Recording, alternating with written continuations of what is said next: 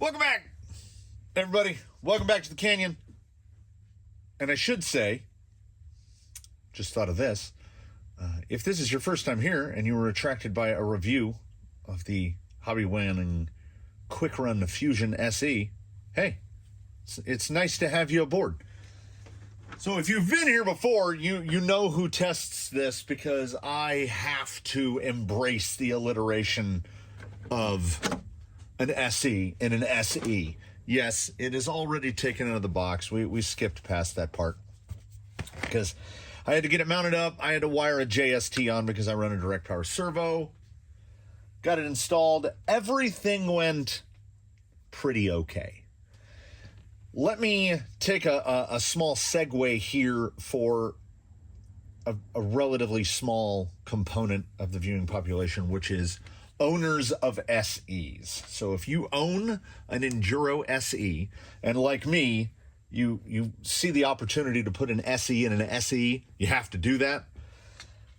So I love Fusions. I've like Fusion Pros. I've got Legacy 1200s and 1800s. I like Fusions. I think we're up to, this will be Fusion number 8. This may be the 8th Fusion in the fleet. I would like to point out I don't have the bracket bolted in because fitted here is a 17-tooth pinion. You will see that this screw is all the way over. Basically what I did was I mounted the motor, pushed it as close to the intermediate gear as I could, and then just tested pinions until I got one to fit. That's the perfect amount of gear lash. It is a 17-tooth. I've gotten smaller, I think, with other motors, but I would go on record as saying, for the moment, until something or someone proves to me otherwise, that despite the vast range that seems to be afforded by that motor mounting plate, the smallest pinion that you can fit on this thing, well, I've run 16s. I'm going to say the smallest pinion you can fit is a 16. There might be some other motors where the nose or the, especially like Mabuchi cans that have the 4 holes on brushed cans, you can get those in a little tighter. So this is the SE 1800, as the 1800 is pretty much my favorite spot in the KV spectrum. And now I'm wondering, and I love Fusions to the point where, and I have not driven this one, it came out of the box about 20 minutes ago. Got the JST started up, got it mounted in, everything's fine. It's not going to strike my battery on servo on axle. Haven't even calibrated it yet. Now I'm questioning, with the way the gearing fits in this particular rig, and again, this is really only relevant to people putting an SE in an SE, maybe I should have gone with the 1200, because then instead of a 17, I could go up to something big like a 25 and get a real clean mesh. The bigger the pinion I can run, the better, because bigger gears mesh better. But we see 1800, we go 1800. So there might end up being a 1200 in here in the future, and this guy will just move somewhere else. That's happened before. I love Fusions. I'm going to get this calibrated. We're going to take it out and run it. And for those unfamiliar, and just for a refresher with those that are familiar, this is baseline, the Enduro SE. He gets to bear stickers from all the stuff that he's tested. So he's getting pretty rapidly covered in stickers. This is his day-to-day guys. He is effectively finished as he is. He runs pin seekers. He runs stock shocks. He does have overdrive gears. He has the X guts inside his XF.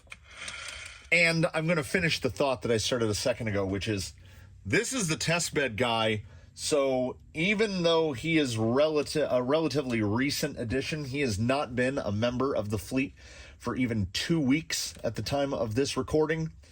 He's tested like 8 or 10 motors at this point. So I've got maybe more. Yeah, he's run through a laundry list of motors. 540s, 550s, 5 slots, 3 slots. And now he's going to get the Fusion SE.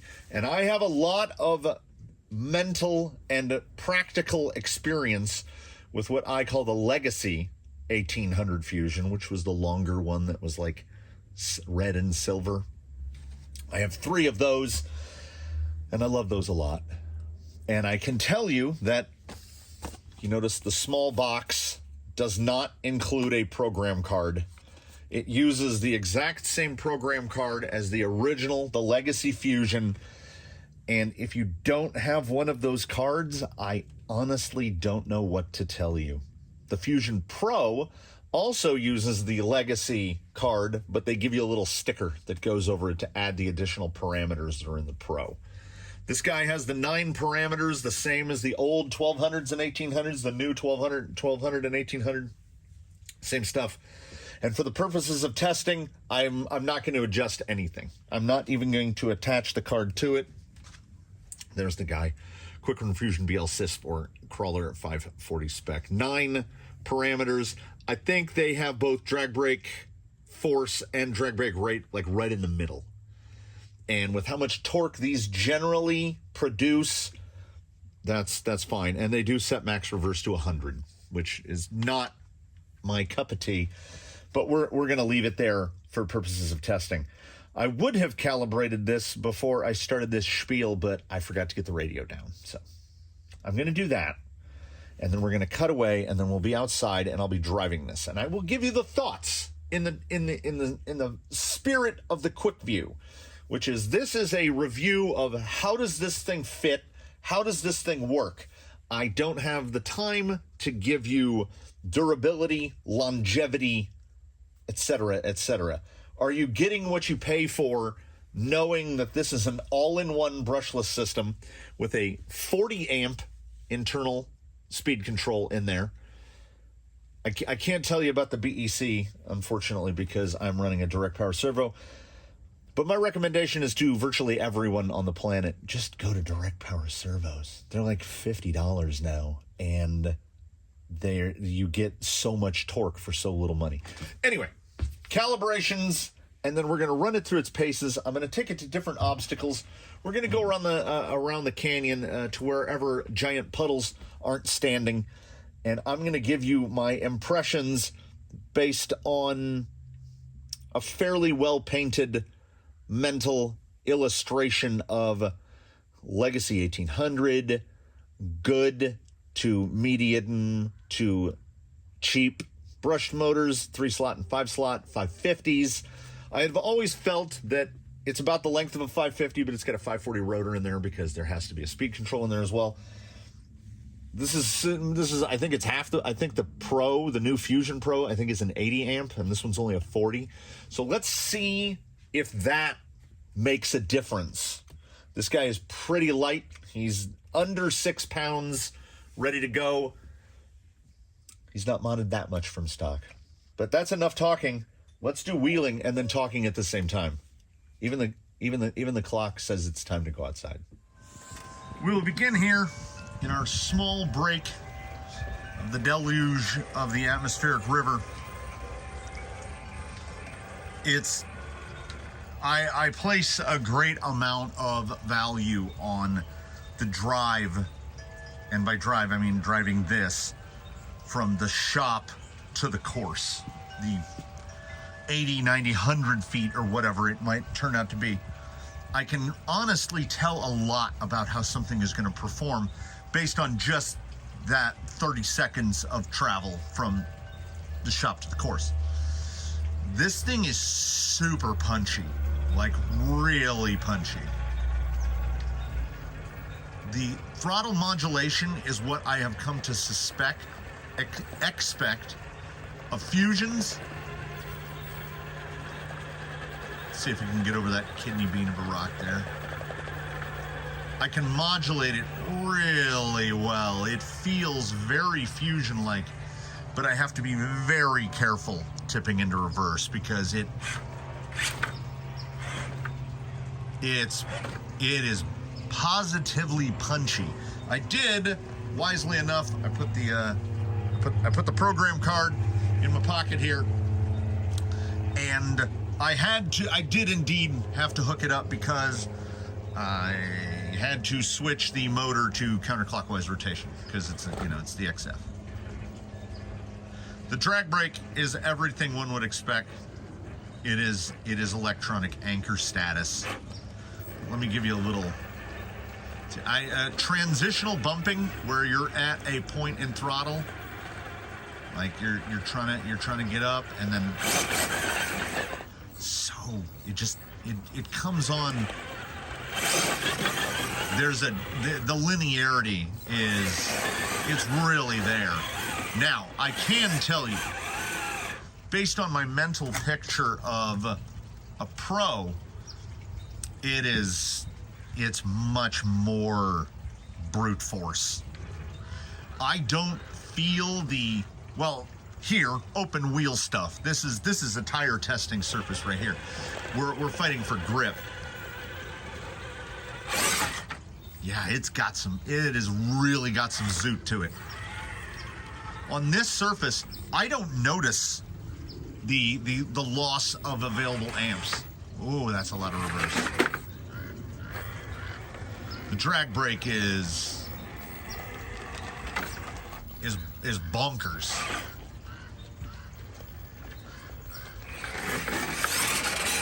Yeah, it is. Yeah, I don't know who among you out there runs 100% reverse, but God bless you. That's crazy. I think on this thing with this gearing, and this is as small as I can go, I do honestly think if you're going to put it in an SE, I probably recommend the 1200. I'm using a lot of finger control, and I don't have accent. Like the low tip in is everything we've come to expect from a Fusion. Let's enhance. So just watch the tires.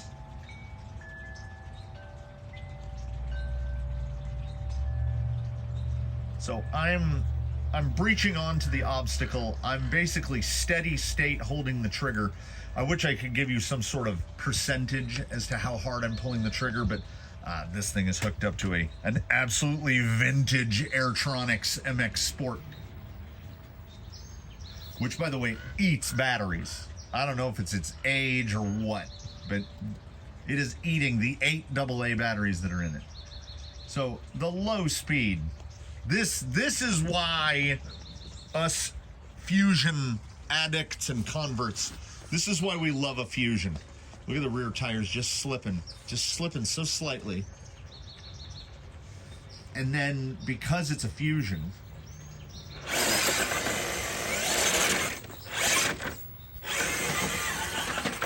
the drag brake comes on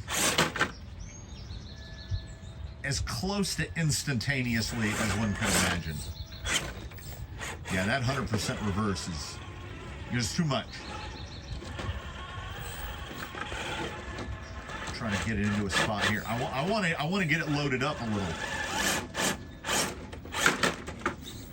Yeah, the bumpability is high. Almost, too high.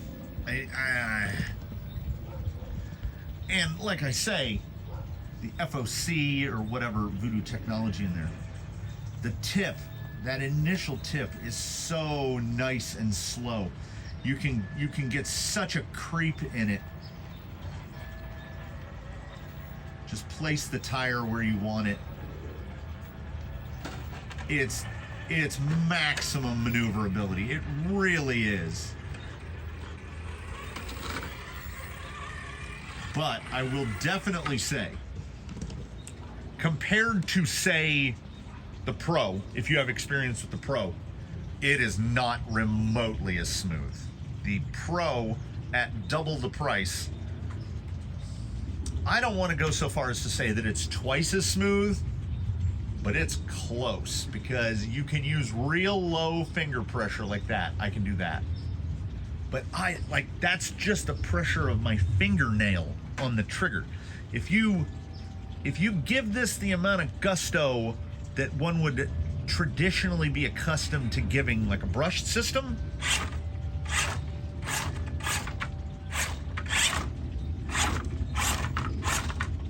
it's either going or it is stopped.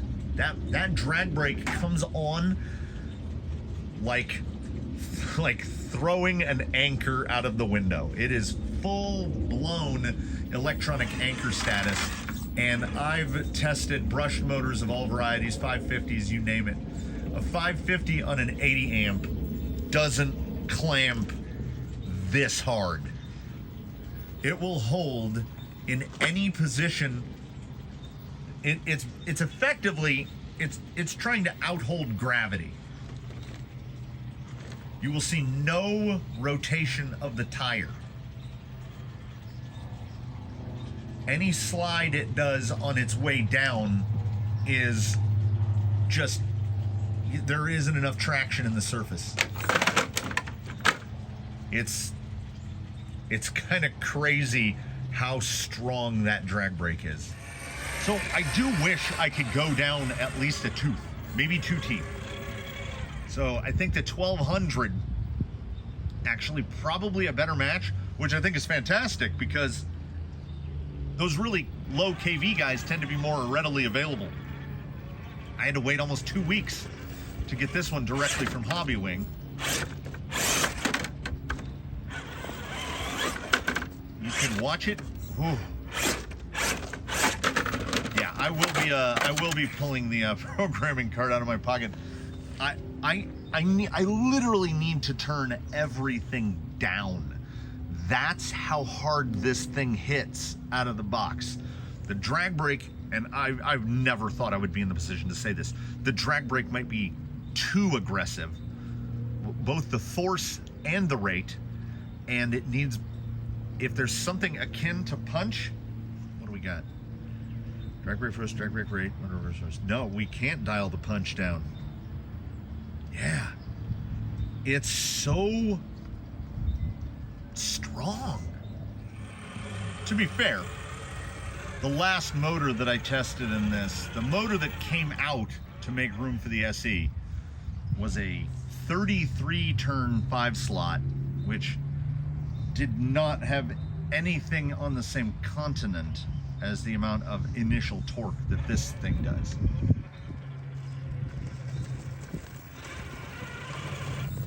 If you have a radio attached to it that has throttle expo or throttle curves, I would recommend the throttle curve. It's just the finger control required. I would like it to be just a little bit smoother. And that smoothness, I think, would come from the ability to go down a tooth or two. So that's SE stuff. If you're not in an SE, if whatever you're running, oh yeah, 50% reverse is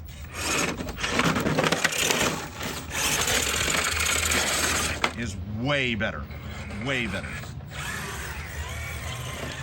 If whatever radio you're running has the ability to dial in some throttle expo, throttle curve, I would say dial in that throttle curve. I can't use more than about, now, you know, I don't think I should have to show anyone this. The way a trigger works is if you pull all this way, it's full forward, and you go that way, it's full reverse. But it's generally 50-50. So you have half of the trigger throw to do throttle and half of the trigger throw to do reverse. So I can only use about half of that half because it comes on early, but let's call it a transitional period, just the transitional period between I'm creeping and I'm blasting, it is a little trickier to modulate. And I can, but the low speed control is superb.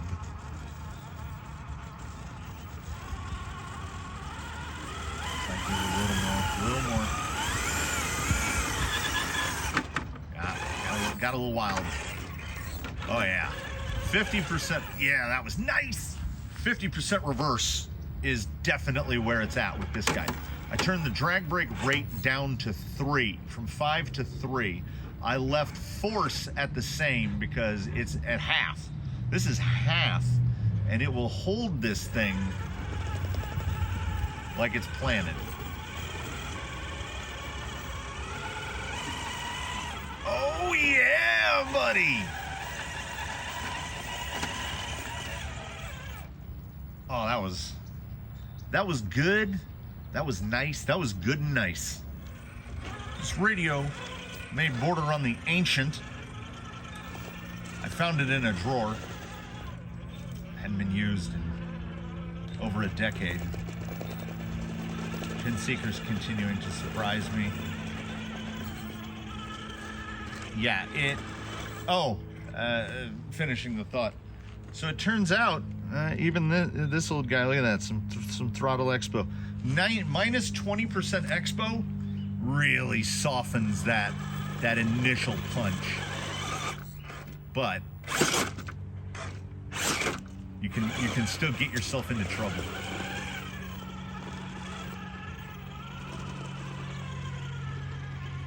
Yeah, that's really nice. It's really nice. I think it might actually be about perfect for this rig. Look at it go.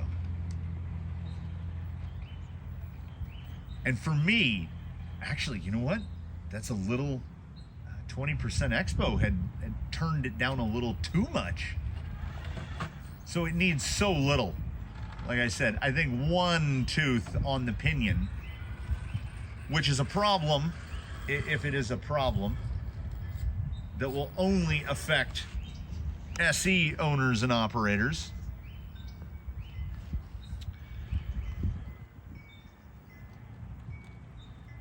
Like the transitional phase between forward and reverse. It's so smooth and effortless. Yeah, minus 15% on the Expo. Chef's kiss. So what more is there to say? I mean, I'll think of something. Can you do better for $79.99? You got a lot of options. And very recently, I just tested a trio of 35-turn 3-slot 540s in this guy on a Hobbywing G2 1080 G2. Would I say that the only option that is price comparable, which was an Injora $14 540 35-turn, and the G2 came, well, that's actually only about $60. I also did a Tekken HD, which was a little more expensive than hell what this would be, about $10 more. How would I rate the Tekken HD with a Hobbywing up against this? Well, you've got in the plus column, you've got ease of install for the Fusion. There's no speed control. You don't have to put anything on it. So ordinarily, you're going to save a little bit of weight. It's going to be a tiny little bit of weight savings. A 1080 paired with some relatively inexpensive 540 of your choice, though, will effectively have a greater range of adjustability, because you can adjust things like punch and startup force and all that. That's what we're missing on the SE. That's what we're sacrificing to not spend $150. So do I feel like I miss that punch control? Well, 10 minutes ago, let's see if I can get off that hook. Real light on the high side. 10 minutes ago, I would have said yes. It's a big sacrifice. But after seeing the low speed, the additional control at low speed, the motor's got it. I just think, like, you got to have a really fine-tuned finger. So I think those digital punch controls inside the speed control itself, I don't think they're that necessary. A little bit of expo, little bit of throttle curve, a little bit of retraining the finger a little bit. Let's see. That tire is just hanging out in nothing. I would say 80% of the weight of the rig is on the passenger front tire, which is loaded up on that rock. It's just locked in.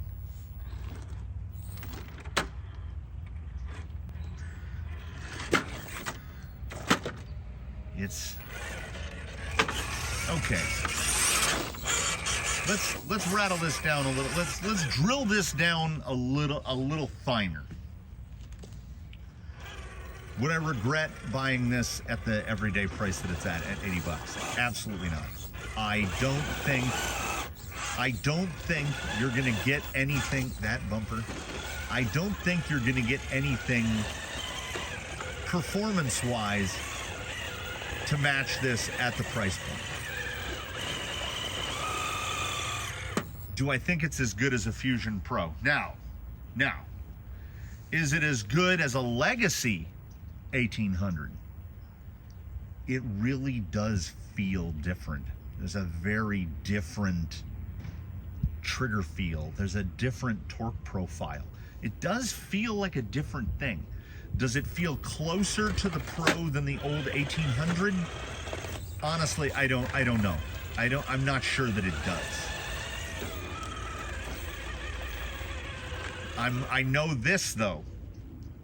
I'm already getting used to it. I'm getting used to the trigger feel. The torque is immediate.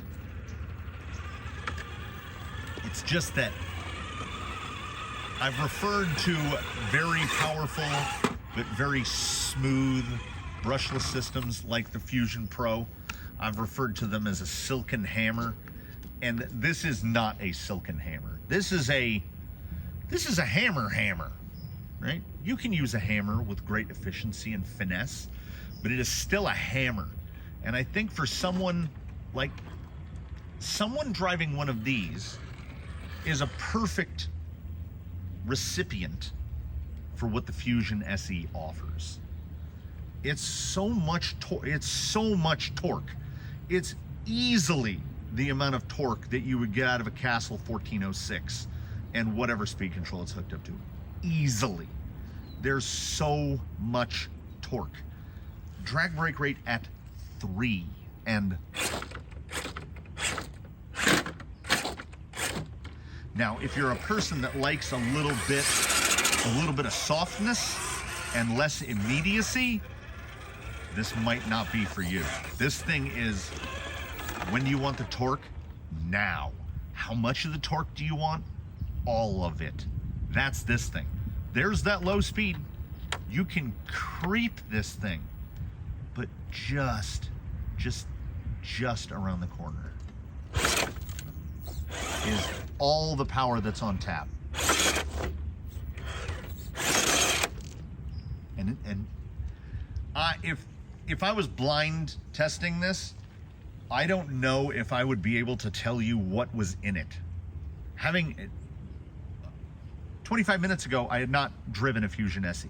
I have now. I have a little bit of wheel time in a Fusion SE. Thinking back to me then, before I knew what I know now, I don't know if I could tell you what's in here. It is so torquey. It has so much torque. And the immediacy of it. And it's a little rough compared to a Pro.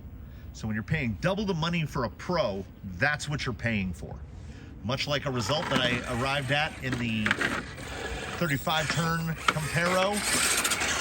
Very similar thing we have going on right now. That being, there's always a point of diminishing returns. You're going to spend and spend and spend, and then you're going to get to a certain point where things get more expensive, but the return on that investment is so small that you're either going to have to hunt for it, you're going to have to really know what to look for, or you're going to have to give in to your own cognitive bias and go, yeah, this feels better. Put a Fusion Pro up against a Fusion SE, and it does everything commensurately better with a relative degree to its price point. I think you're getting something pretty much wonderful at the $80 that a Fusion SE costs. It's really, really good. Had I never wheeled a Fusion Pro, I think I would probably be even happier with it. I would say this thing is hands down fantastic. But fantastic is reserved for the Fusion Pro. The Fusion Pro is so good. I don't think there's a better powertrain combo on the market than the Fusion Pro. It is so smooth, quiet, efficient. This thing is really good. I will go so far as to say really good. I mean, look at this. On OE, that's a full-blown, skinny as a rail OE tire. Putting a Fusion SE in an Element Enduro SE is like putting better tires on it. It's like putting a better radio in it. It's like putting everything, it elevates everything just a little bit.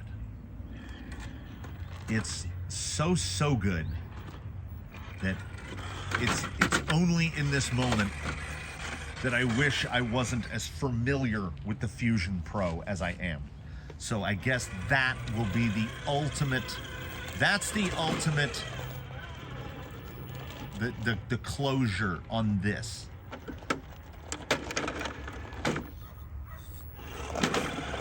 I loathe the phrase, money is no object, because money is always an object. If you have two rock crawlers sitting in your workshop, workbench, den, place of storage, wherever you keep them, they could be on the kitchen counter, I don't know. If you had two of them, I would say buy two SEs. If you're running something with like a Stealth or Amazon Dig Gearbox, something like that, I would say the 1200. I would say the 1200 is probably the way to go. Anything with portals, I would put the 1800 on it. There's a buried lead for you. If you're driving a straight axle rig that doesn't have some fancy gearbox in it, 1200. If you are running portals, 1800. Bing, bang, bosh, done. To whom do I recommend the Fusion Pro? I recommend it to anyone willing to spend the money. If you have money burning a hole in whatever your money is burning a hole in, and you think to myself, oh, I'll get like a Mamba X, I'll get this, I'll get that, get a Fusion Pro. Get a Fusion Pro. It works. I have a Fusion Pro in a straight axled Phoenix, and I have a Fusion Pro in a portaled Phoenix, and they're both fantastic, despite the fact that the straight axle has half the gear reduction of the portal. That motor is that good. It's just that good. This thing, delightfully unrefined. It's not as smooth. The torque comes on more suddenly, but it's controllable, it's maneuverable, it's a compact package, and it's $80. I genuinely, honestly, and truly don't think you can do better for $80. It's not the best thing I've ever driven, but is it the best thing that I've driven at $80? It may well be. It may indeed be. So maneuverable. To anyone out there, if you've been driving an Element RTR of some sort fitted with what they gave you, whether it be an XP130, whether it be the new Fly Sky paired to that SC480X and some kind of Reedy 16-turn 5-slot, whether it's a 540 or a 550, if you take that speed control and that motor out and you put this all-in-one speed control and motor in, it will be like someone broke into your house, took your rig away, and gave you a better one. And I think that's the best I can say about it. I don't feel lukewarm about it. I feel great about it. I think this thing is awesome. It will not be the last one purchased for the Canyon. There will be a 1200. He had to go. There will be a 1200 purchased for sure. Because I can think of a number of rigs right now that I would happily put this 1800 in. I just want more control over my gearing. This doesn't apply to anyone else. 1800 is a sweet spot for most things. If you've bought an 1800 and it's on the way and you're like, damn, now he's saying get a 1200. No, you'll be fine. You'll be fine. There's a little bit of trigger learning because you got to be a little soft with it because it's so torquey and so punchy. What a great test, everybody. I don't know about any of y'all, but every time I do a quick view, every time I do a test sequence, I'm learning. So I hope that I've helped at least one person make a decision if they were on the fence about something. Because end of the day or start of the day, if you've got a 1080 in your cart and a brushed motor to go along with it, I would say get one of these. Really, it doesn't have as much adjustment. Like the new G2's got a more powerful BEC. Yeah, you know, this is not the brushed killer. It's not going to eliminate, like, oh, all brushed systems are dead now because the SE is only $80. The SE is amazing for $80, but it's not the end. It's not the end all nor the be all. So don't crack open the box and think this is the Maybach Benz. It's not. It's really good, but it's not the end of it. So I'm gonna wheel this around till the battery dies. So before I get to that, let me say to you all, thank you for watching. Comment below with any questions, comments, concerns, anything. If you have any other questions about this, about that, should I buy this, should I buy that? Ask away. I'll give you my completely and fully biased opinion. Like it if you liked it, subscribe if you haven't. We do offer channel memberships. And by we, I mean me. And by us, I mean me and the 21 rock crawlers that live here with me. Yeah, it's good. It's really good. It didn't shift the paradigm, but it's good. It's really good. And I've said good enough. So I will bid you all a good day, a good night, a good evening, a good whatever it is, wherever you are, whenever you're watching this. Thus brings to a close Crawler Canyon quick view of the Hobbywing Fusion SE 1800 kV. To repeat myself for one final time, it's really good. Don't rule one out. But if you have the money for a Pro, I would say buy the Pro. That's it, everybody. We'll see you in the next one.